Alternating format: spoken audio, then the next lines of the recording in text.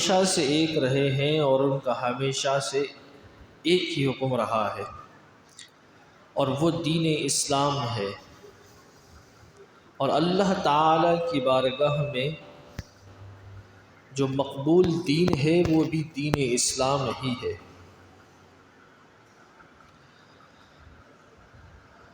آگے رب الجلال نے ارشاد فرمایا کہ وَمَا اخْتَلَفَ الَّذِينَ أُوتُوا الْكِتَابَ، فرمایا کہ جو اہل کتاب جن کو کتاب عطا فرمائی گئی، اس طرح یہود ہیں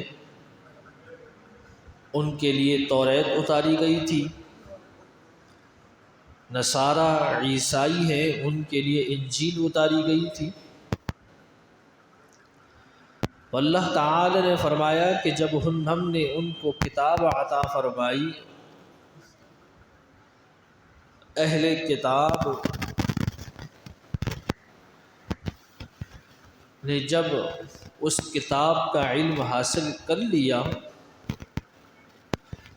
تو اس علم کو حاصل کرنے کے باوجود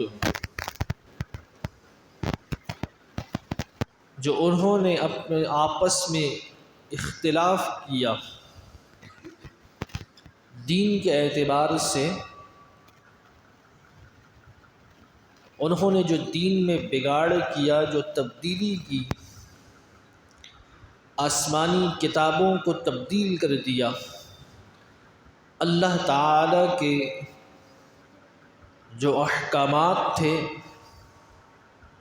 ان کو بدل کر اپنی مرضی کے اور اپنی سہولت کے جو کام تھے انہیں اپنی کتابوں کے اندر انہوں نے اپنے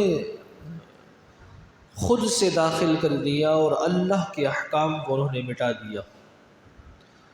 تو اللہ تعالی نے فرمایا کہ یہ جو اہل کتاب ہیں انہوں نے علم حاصل ہونے کے بعد جو اختلاف کیا ہے آپس میں ایک دوسرے سے، الا من بعد ما جاءہم العلم بغیا بینہم، باوجود اس کے کہ ان کو وہ علم حاصل ہو گیا،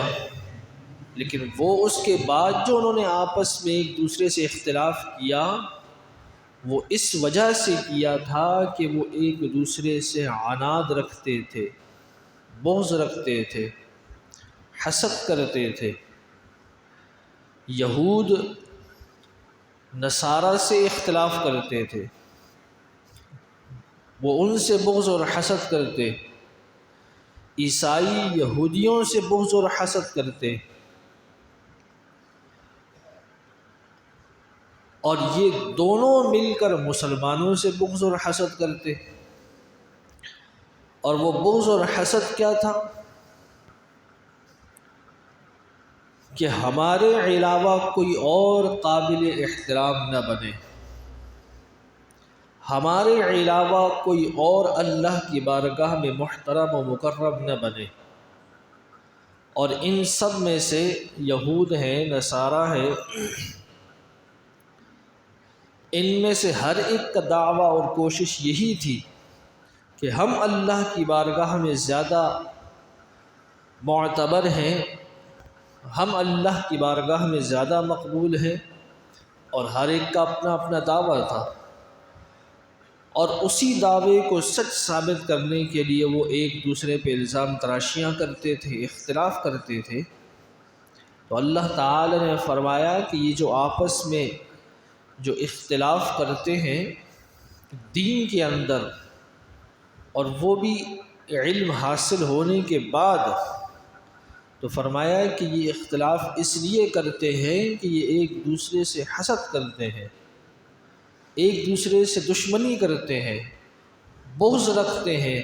اس کی بنا پر یہ اختلاف کرتے ہیں۔ وَمَن يَكْفُرُ بِآيَاتِ اللَّهِ، اور جو اللہ کی آیتوں کے ساتھ کفر کرتے ہیں، اللہ کی آیتوں کو جھٹلاتے ہیں، فَإِنَّ اللَّهَ سَرِيعُ الْحِسَابِ، تو بے شک اللہ بہت جلد حساب لینے والا ہے۔ یہ یہود ہوں یا عیسائی ہوں یا مشرکین مکہ ہوں، یہ اللہ تعالی کی آیتوں کا انکار کرتے ہیں۔ اور بعض مفسرین نے فرمایا کہ یہاں جو اللہ تعالی نے آیتوں سے مراد وہ سرکار دو عالم صلی اللہ علیہ وسلم کی ذات بابرکات لی ہے، اس لیے کہ اللہ تعالیٰ کو تو یہود بھی مانتے تھے، عیسائی بھی مانتے تھے، اللہ تعالیٰ کے نبیوں کو یہود بھی مانتے تھے، عیسائی بھی مانتے تھے، فرشتوں کو یہود بھی مانتے تھے، عیسائی بھی مانتے تھے، جنت دوزخ، قیامت کا دن، ثواب، سزا، حشر،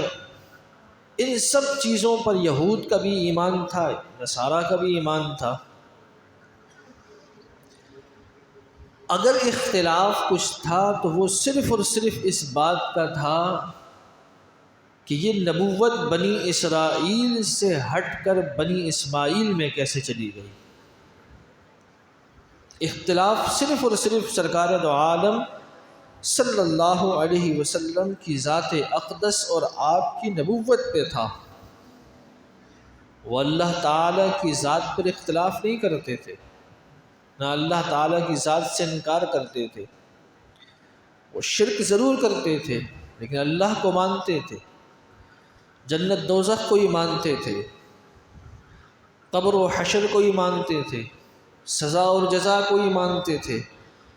لیکن اختلاف اگر کرتے تھے تو وہ سرکار دو عالم صلی اللہ علیہ وسلم کی نبوت اور رسالت پر کرتے تھے۔ اللہ تعالی نے فرمایا کہ یہ جو یہود اہل کتاب ہیں، یہ جو اللہ کی آیتوں کے ساتھ کفر کرتے ہیں، تو یہ کسی خوش فہمی میں نہ رہیں، اللہ بہت جلد ان کا حساب کرنے والا ہے۔ اب یہاں دو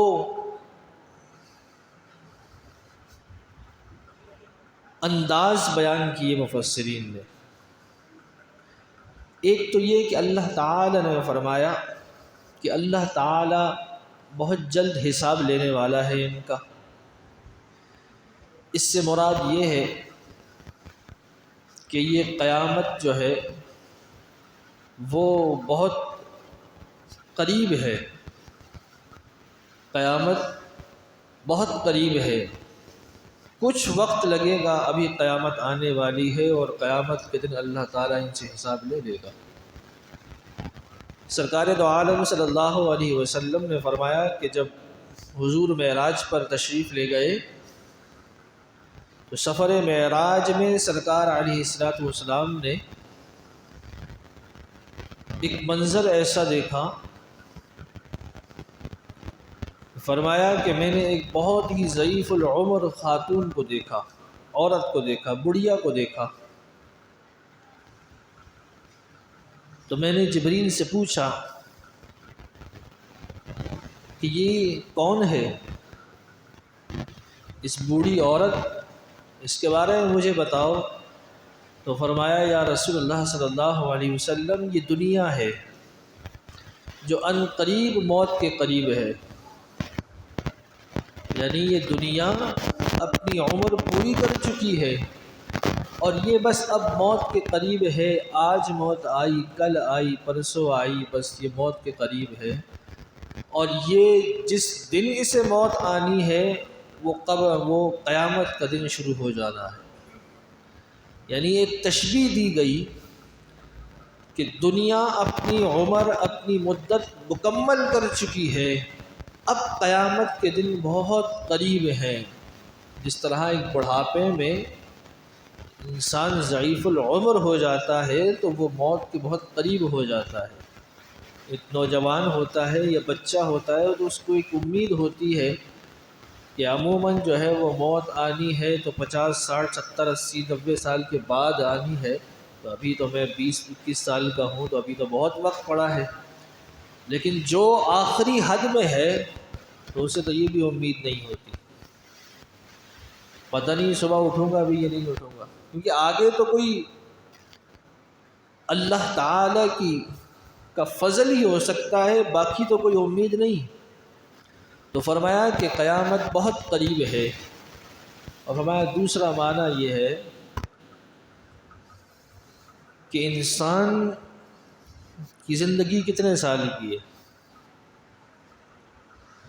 ایک ادھیڑ عمر ہو یا ایک جوان ہو تو وہ آگے کتنا جی لے گا، 25 سال، 30 سال، 40 سال، 50 سال، زیادہ تیر مارا 100 سال، موت تو آنی ہے نا۔ تو اللہ تعالی اہل کتاب سے کہہ رہا ہے کتنا جیو گے، بہت جلد آنا میرے پاس ہی ہے، تم نے تو میری آیتوں کا انکار کرو گے، جب آؤ گے موت تمہارے قریب آئے گی، قبر میں جب پہنچو گے تو حساب تم سے میں لے لوں گا، بہت جلد اللہ حساب لے گا کہ کیا کیا دنیا میں کرتے رہے۔ آگے رب ذوالجلال نے فرمایا فَإِنْ حَاجُّوكَ، فرمایا اے محبوب اگر پھر بھی یہ آپ سے جھگڑا کرتے ہیں، یعنی اہل کتاب ہیں، یہ مشرکین مکہ ہے، یہ پھر بھی آپ سے جھگڑا کرتے ہیں، یعنی ہم آپ کو بتا رہے ہیں کہ یہ جو دین میں بگاڑ پیدا کرتے ہیں، دین میں اختلاف جو کر رہے ہیں، انہوں نے جو اپنے اپنے دینوں کو بدل دیا ہے، اپنی کتابوں کو بدل دیا ہے، توریت و انجیل کو انہوں نے بدلا ہے، وہ بدلا اس لیے ہے کہ ایک دوسرے سے حسد کرتے ہیں، اور یہ دونوں مل کے آپ سے حسد کرتے ہیں، تو اس لیے انہوں نے اپنی کتابوں کو تبدیل کر دیا۔ لیکن پھر بھی اگر یہ آپ سے جھگڑا کرتے ہیں، آپ سے اگر لڑتے ہیں تو فقل، تو آپ ان سے کہہ دیجئے اسلمت وجہی للہ، تو فرمایا کہ آپ ان سے کہہ دیجئے کہ میں نے اپنا چہرہ اللہ کے لیے دین اسلام کے سامنے جھکا لیا ہے، یعنی میں نے اسلام اللہ کے لیے قبول کر لیا ہے۔ وَمَنِ اتَّبَعَنِ، اور جس نے میری اتباع کی ہے، میری پیروی کی ہے، اس نے بھی اسلام اللہ کے لیے قبول کیا ہے، پیروی میری کر رہا ہے، اسلام اللہ کے لیے قبول کیا ہے، وہ اطاعت میری کر رہا ہے، لیکن اسلام اس نے اللہ کے لیے قبول کیا ہے۔ وَقُلْ لِلَّذِينَ أُوتُوا الْكِتَابَ وَالْأُمِّيِّينَ أَأَسْلَمْتُمْ، اور فرمایا کہ آپ یہ جو اہل کتاب ہیں، یہود ہیں، نصارہ ہیں، ان سے بھی کہیے، اور امیین یعنی یہ جو مکے کے جو مشرکین کافر ہیں، یہ جو ان پڑھ لوگ ہیں، ان سے بھی آپ کہیے، کیا کہیے؟ اَأَسْلَمْتُمْ، کیا تم بھی اسلام لائے، اسلام قبول کرتے ہو؟ آپ ان سے کہیے میں تو اسلام لایا اللہ کے لیے، اور جنہوں نے میری پیروی کی ہے وہ بھی اللہ کے لیے اسلام لائے ہیں، تو اے یہود و نصارہ اور مشرکین، کیا تم بھی اسلام لاتے ہو اللہ کے لیے؟ فَإِنْ أَسْلَمُوا، اللہ تعالی نے فرمایا اگر یہ اسلام لے آتے ہیں اللہ کی رضا کے لیے، اللہ کے دین پر اسلام قبول کر لیتے ہیں، تو فَقَدِ اهْتَدَوْا، تو یہ ہدایت پا جائیں گے، یہ ہدایت یافتہ ہو جائیں گے، یہ اپنے باطل نظریات اور باطل دین کو چھوڑ کر اگر اسلام قبول کر لیتے ہیں تو یہ ہدایت والوں میں ہو جائیں گے۔ وَإِن تَوَلَّوْا فَإِنَّمَا عَلَيْكَ الْبَلَاغُ، اور اگر انہوں نے روگردانی کی یا انکار کیا یا اللہ تعالی کی آیتوں کو جھٹلاتے رہے، تو فرمایا اے محبوب آپ کی ذمہ داری صرف اتنی ہے کہ آپ ان کو اسلام کی دعوت پہنچا دو۔ آپ کا کام، آپ کی ذمہ داری اتنا ہے کہ آپ ان تک اسلام کی دعوت پہنچا دو۔ اب یہ مانتے ہیں تو ہدایت ان کا مقدر، ہدایت ان کو مل جائے گی، یہ اہل جنت میں سے ہو جائیں گے۔ اور اگر یہ روگردانی کرتے ہیں، یہ اس کو قبول نہیں کرتے، انکار کرتے ہیں، تو ان کا وبال آپ پر نہیں آئے گا۔ ان کے بارے میں آپ سے نہیں پوچھا جائے گا کہ یہ اسلام قبول کیوں نہیں کیا، انہوں نے دین قبول کیوں نہیں کیا۔ ان کے بارے میں آپ سے سوال نہیں ہوگا، آپ نے ان کو صرف دین پہنچا دینا ہے، آپ کی ذمہ داری پوری ہو گئی۔ واللہ بصیر بالعباد، اور فرمایا اللہ تعالیٰ اپنے بندوں کو دیکھ رہا ہے، وہ دیکھنے والا ہے کہ کون بندہ کیا کر رہا ہے اور وہ کیا ارادہ رکھتا ہے اور کس انداز سے وہ جی رہا ہے اور کیا عمل کر رہا ہے، وہ اللہ رب العزت دیکھ رہا ہے۔ سرکار دو عالم صلی اللہ علیہ وسلم، آپ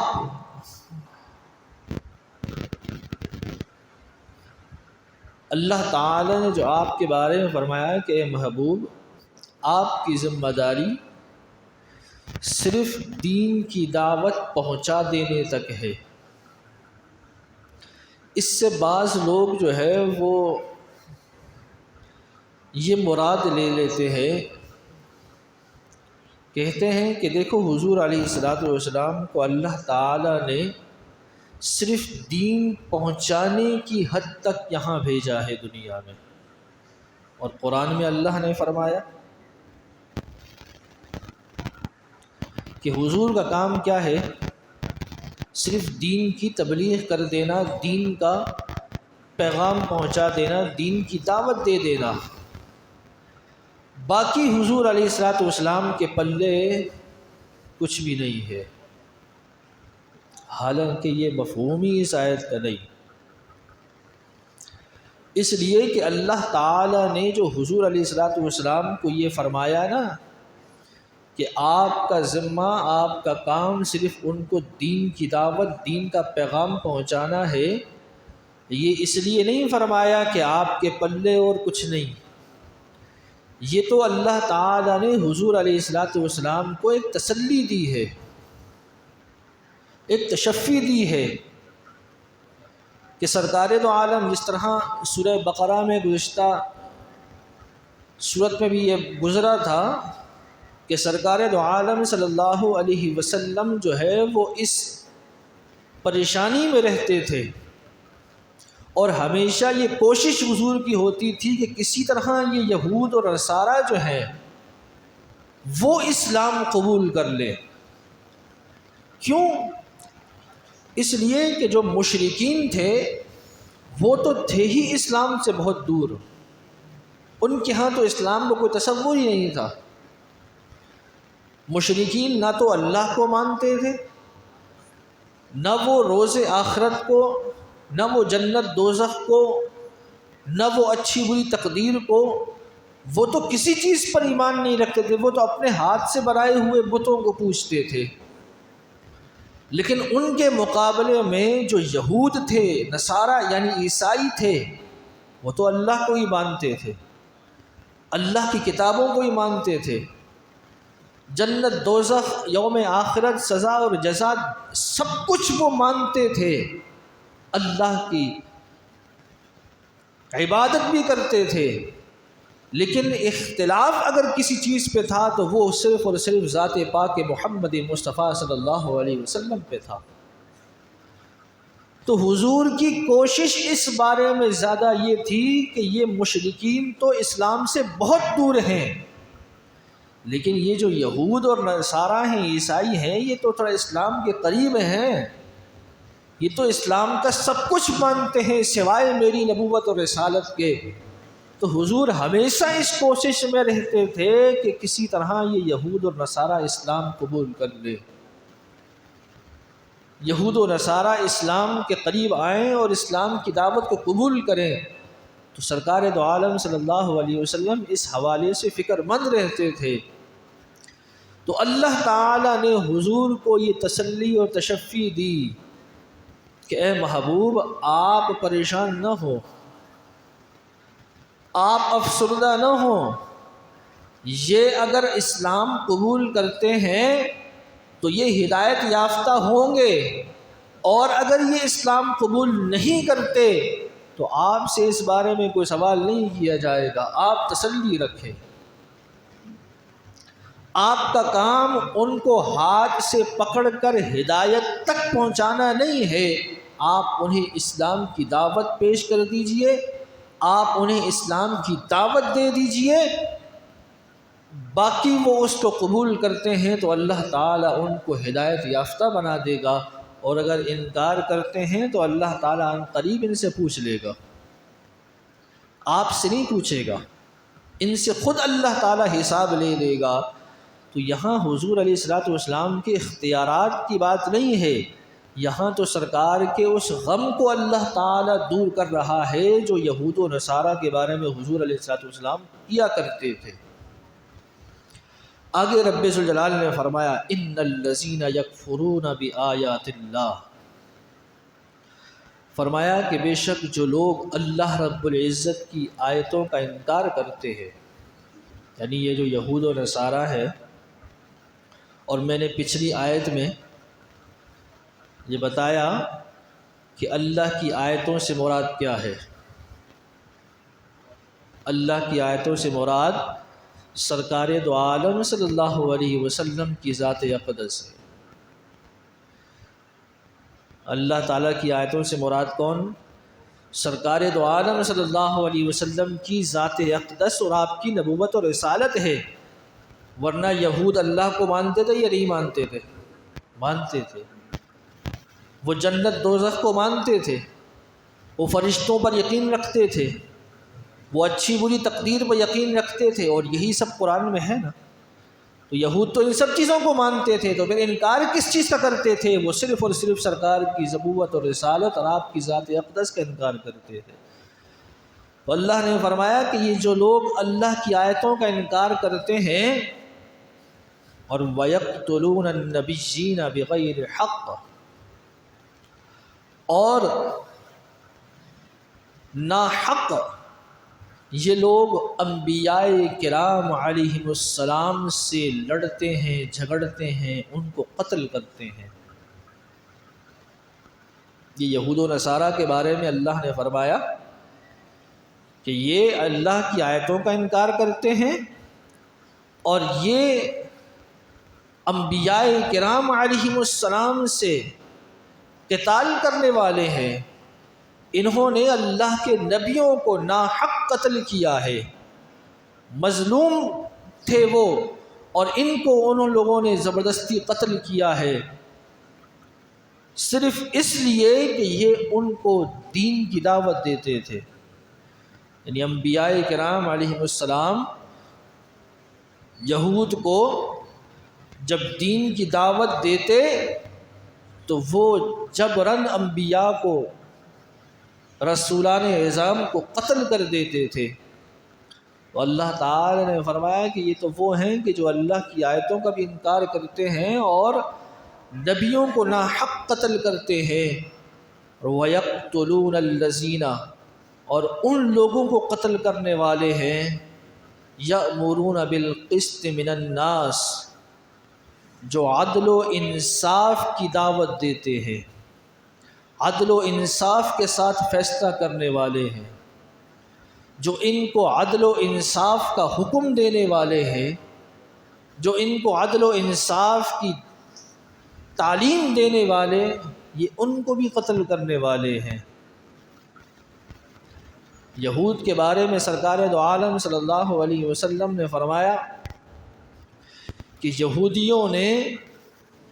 سینکڑوں انبیاء کرام علیہم السلام کو شہید کیا۔ موسیٰ علیہ السلام کے بعد ایک زمانہ آیا ایسا کہ ان یہودیوں کی سرکشی اور بغاوت اس حد تک پہنچی کہ یہ انبیاء کرام علیہم السلام جو بھی ان کو دعوت حق اور دعوت دین دیتا یہ ان کو براہ راست قتل کر دیتے، اور انبیاء کرام علیہم السلام کے ساتھ، ظاہر بات ہے ہر نبی کے ساتھ کوئی نہ کوئی اہل علم ضرور ہوتا جو اس نبی کے بعد اس دین کو، اس شریعت کو لوگوں تک پہنچاتا۔ تو اللہ تعالی نے فرمایا کہ یہ انبیاء کو بھی قتل کرتے تھے اور یہ ان کو بھی قتل کرتے تھے کہ جو ان کو نصیحت کرتا، جو ان کو دین کی دعوت پیش کرتا، جو عدل و انصاف کا ان کو حکم دیتا، تعلیم دیتا۔ فرمایا یہ ان علماء کو بھی قتل کرتے تھے، ان علماء کو۔ تو فرمایا کہ فبشرہم بعذاب علیم۔ تو اللہ تعالی نے فرمایا اے محبوب پھر ان کو تو خوشخبری سنا دے، پھر تو ان کو خوشخبری سنا دے، بشارت سنا دے۔ کس چیز کی؟ عذاب علیم، دردناک عذاب کی۔ یا خوشخبری کیوں؟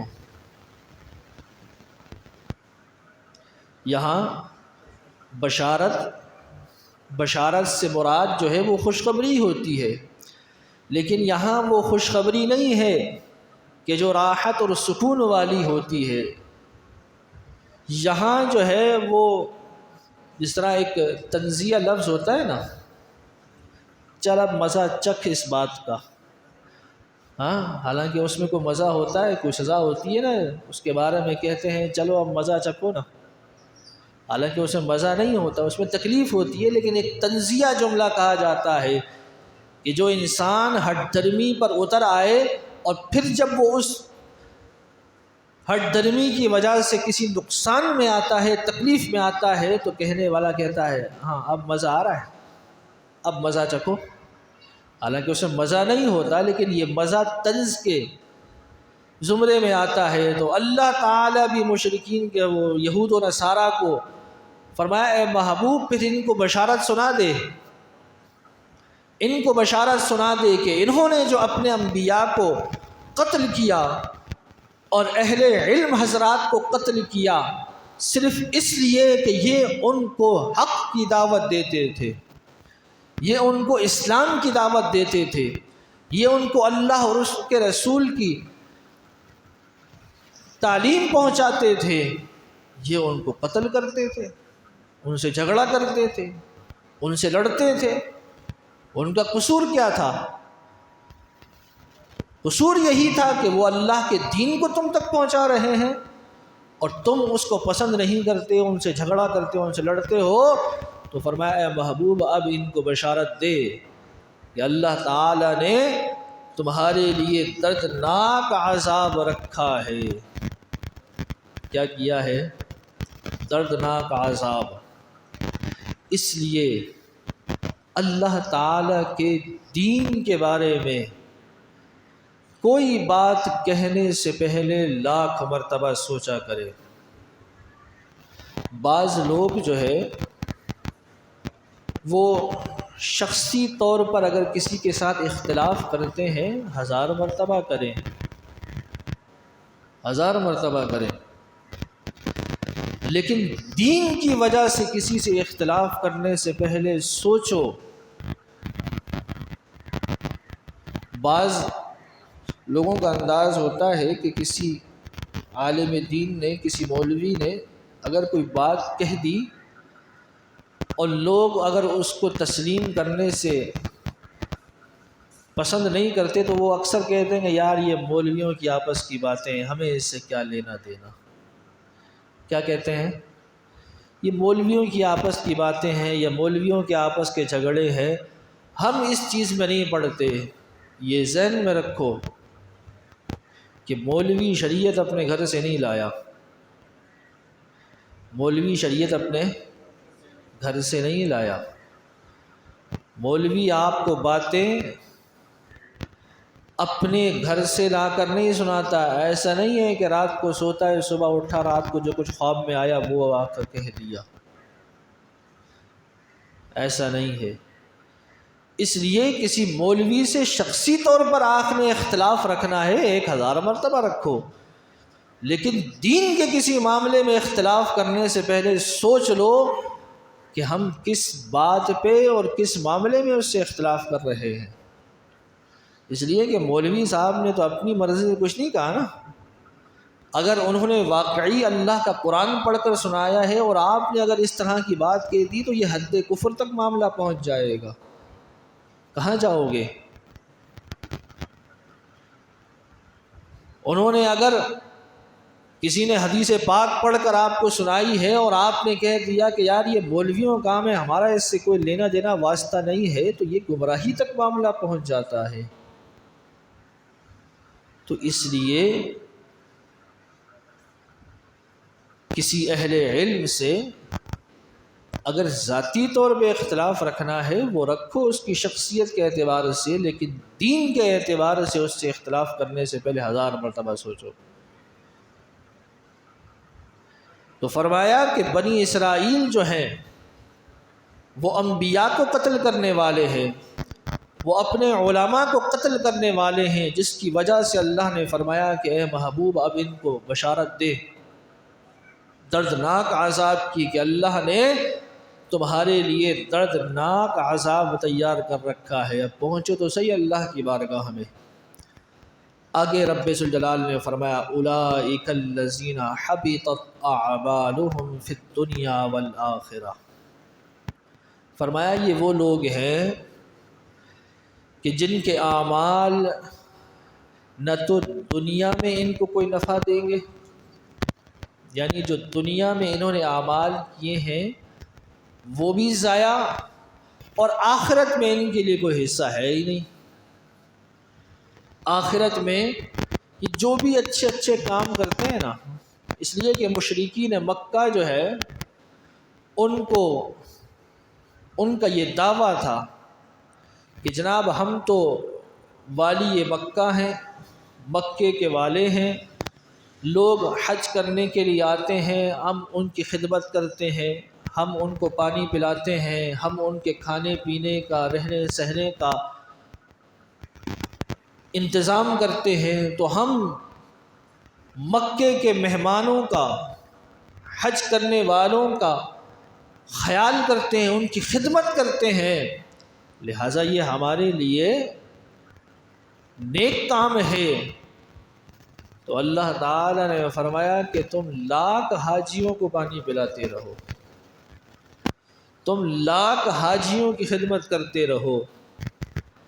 تم لاکھ مکے کو دھو دھو کر پیتے رہو، لیکن نہ تو یہ کام، یہ نیک کام تمہیں دنیا میں نفع دے گا نہ آخرت میں نفع دے گا. یہ کسی کام کا نہیں ہے. اسلام کے بغیر انسان ساری زندگی بھی اللہ کی بارگاہ میں سجدے میں پڑا رہے وہ قابل قبول نہیں ہے. اسلام شرط ہے، اسلام قبول کرنا ہے، اس کے بعد پھر ہر نیک عمل کا اجر بھی ملے گا اور آخرت کے نجات کی امید بھی بنے گی. اسلام نہیں تو اللہ نے فرمایا کہ نہ اعمال دنیا میں ان کے کام آئیں گے اور نہ آخرت میں، وما لہم من ناصرین، اور ان کا کوئی مددگار نہیں ہے، ان کا کوئی مددگار نہیں ہے. اور یہ میں نے سورہ بقرہ میں بھی کئی مقامات پر یہ بتایا تھا آپ کو، اور آگے بھی زندگی رہی تو آپ سنیں گے اور بتاتا رہوں گا میں ہر مقام پہ قرآن کی، کہ اللہ تعالیٰ نے جہاں جہاں یہ بات کہی ہے نا کہ ان کا کوئی مددگار نہیں، ان کا کوئی مددگار نہیں، ان کا کوئی مددگار نہیں، تو وہ مقام ہر مقام کی نشاندہی آپ کو کروں گا کہ اللہ نے جس مقام پر بھی یہ بات کہی ہے وہ صرف اور صرف یہود و نصارہ اور مشرکین کے لیے کہی ہے. یہ ذہن میں رکھیں. اب یہ پیچھے بات کس کی چل رہی ہے؟ پورا رکوع یہود و نصارہ اور امیین یعنی مکے کے جو کافر ان پڑھ لوگ تھے، ان کا یہ سارا تذکرہ چل رہا ہے، اور ان کے بارے میں اللہ نے فرمایا کہ اولئک الذین حبطت اعمالہم فی الدنیا والآخرہ، کہ یہ جو لوگ ہیں جو انبیاء کو قتل کرنے والے ہیں، جو اپنے علماء کو قتل کرنے والے ہیں، جو اللہ کی آیتوں کا انکار کرنے والے ہیں، ان کے جو نیک اعمال ہیں وہ دنیا میں بھی کسی کام کے نہیں ہیں اور آخرت میں بھی وہ ضائع ہیں۔ ان کو کسی نیک کام کا اجر نہیں ملے گا، ان کو کسی کا عمل کا جو ہے وہ ثواب نہیں ملے گا، اور نہ ہی قیامت کے دن ان کا کوئی مددگار ہوگا،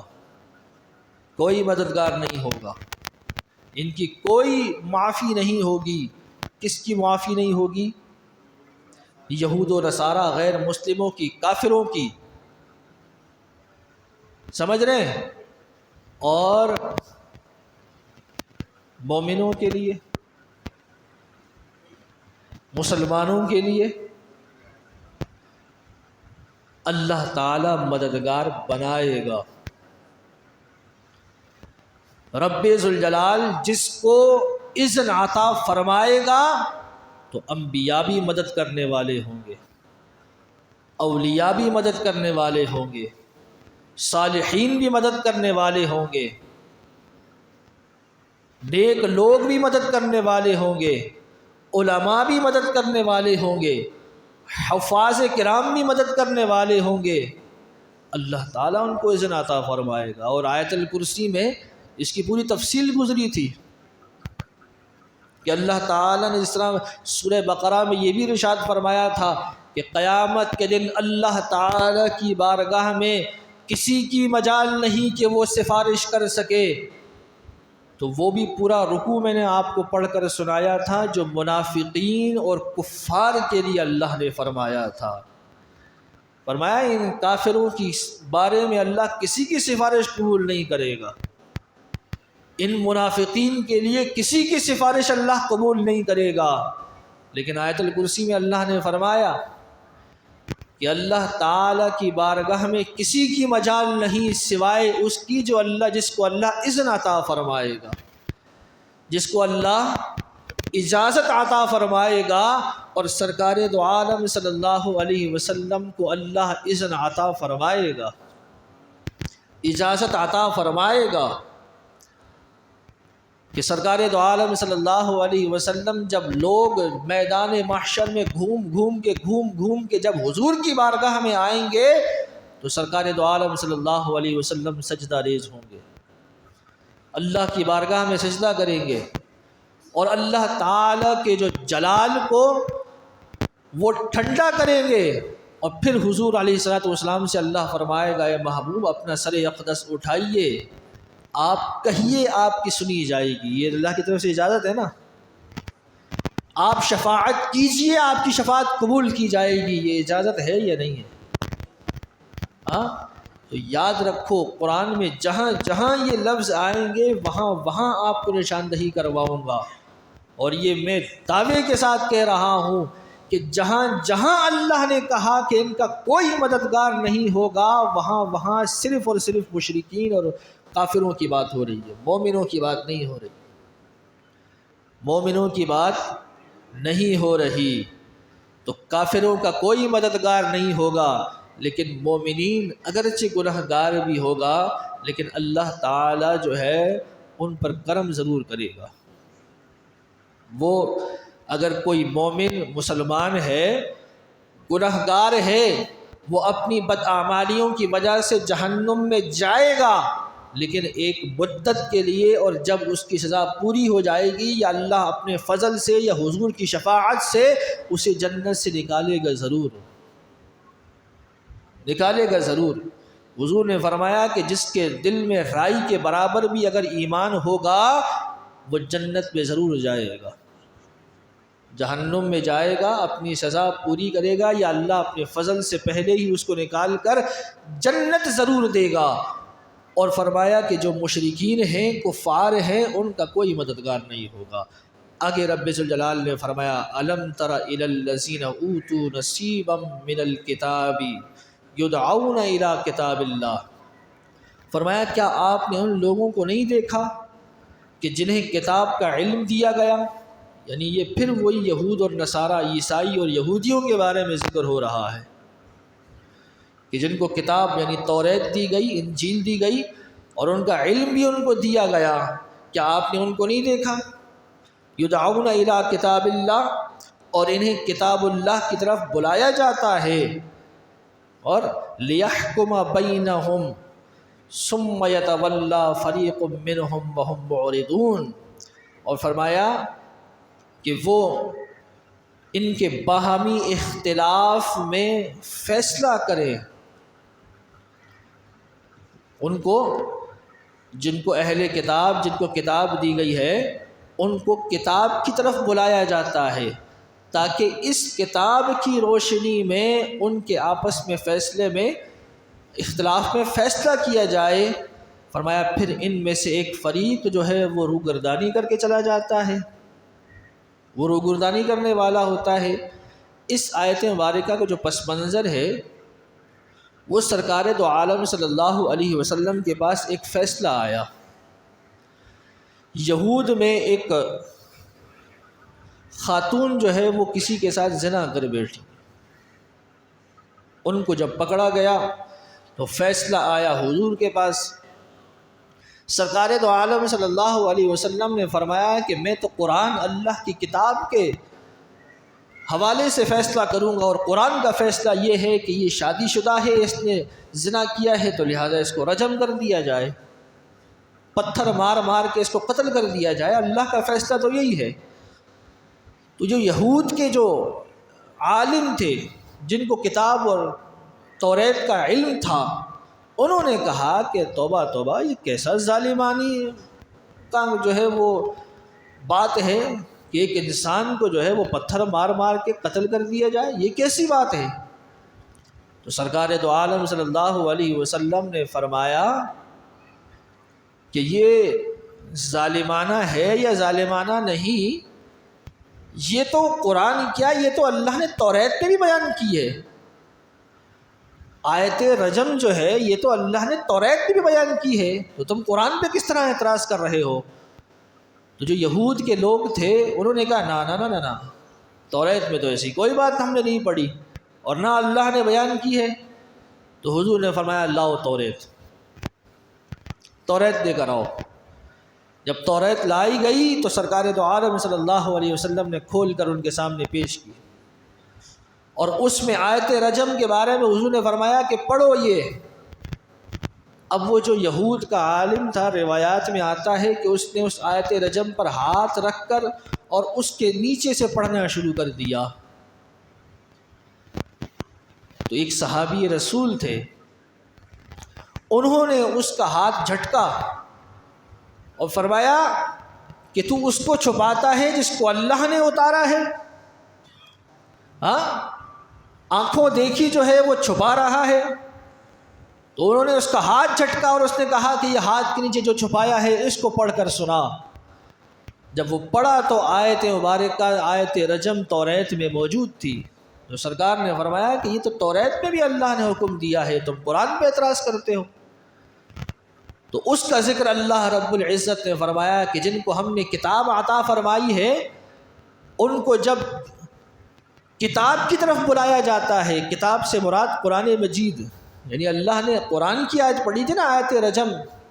اس نے زنا کیا ہے، شادی شدہ ہے تو اس کو رجم کیا جائے، تو اللہ نے قرآن کا قانون بیان کیا حضور نے، تو انہوں نے انکار کیا۔ تو اللہ تعالیٰ نے فرمایا کہ یہ اہل کتاب ہو کر کتاب کا انکار کرتے ہیں، ہاں کتاب، اہل کتاب ہو کر پھر بھی آیت جو ہے وہ آیت کا انکار کرتے ہیں، قرآن کا انکار کرتے ہیں۔ تو یہ یہود و نصارہ کے بارے میں اللہ تعالیٰ نے یہ سارا بیان فرمایا ہے، اور آگے انشاءاللہ آئندہ جمعہ بیان کیا جائے گا کہ کس طرح یہود و نصارہ کی اللہ رب العزت نے یہ کرتوت کھول کھول کر بیان فرمائے ہیں۔ لہٰذا قرآن مجید فرقان حمید میں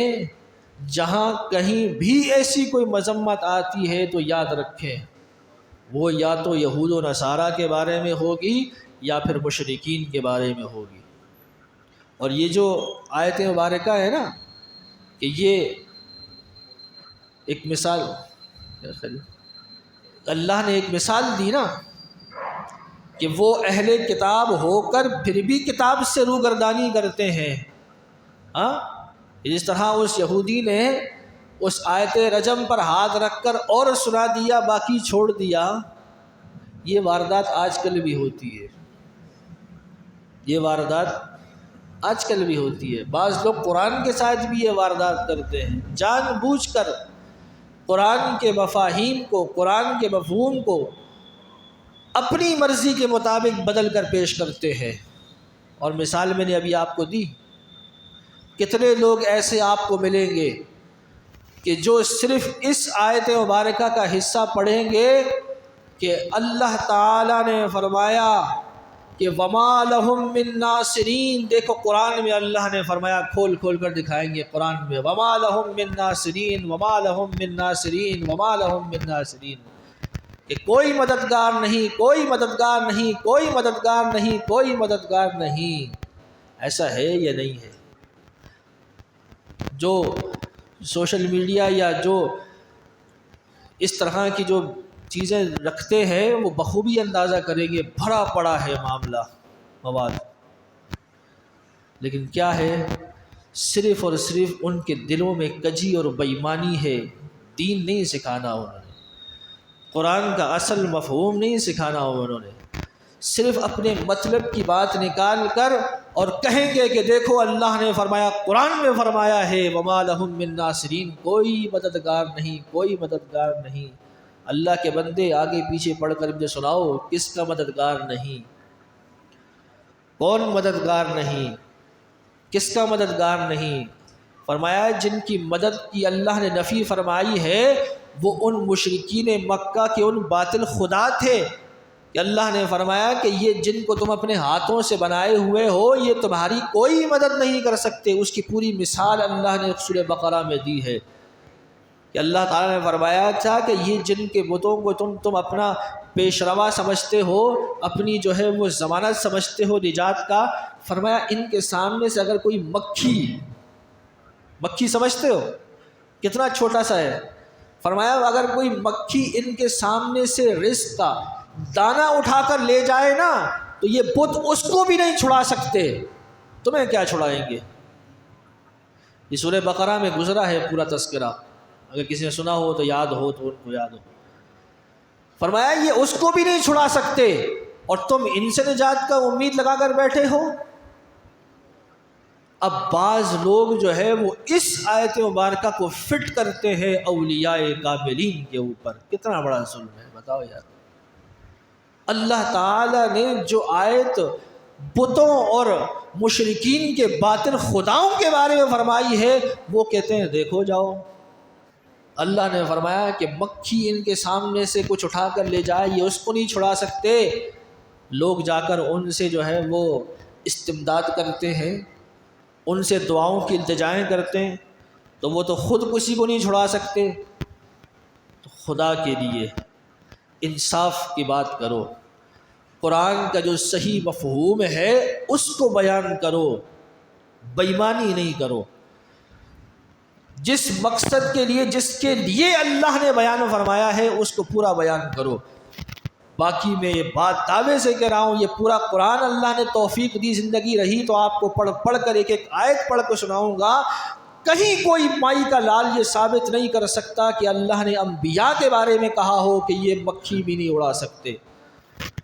یا اولیاء کا نام لے کر کہا ہوگا کہ یہ مکھی بھی نہیں اڑا سکتے، یا اللہ نے فرشتوں کے بارے میں کہا ہو کہ یہ مکھی بھی نہیں اڑا سکتے، کوئی مائی کا لال ثابت نہیں کر سکتا۔ جہاں بھی اللہ نے اس کی نفی کی ہے تو وہ یا تو مشرکین کی نفی کی ہے یا ان کے باطل خداؤں کی نفی کی ہے۔ اللہ تعالی ہمیں عمل کی اور سوچ کی توفیق عطا فرمائے۔ وآخر دعوانا الحمدللہ رب العالمین۔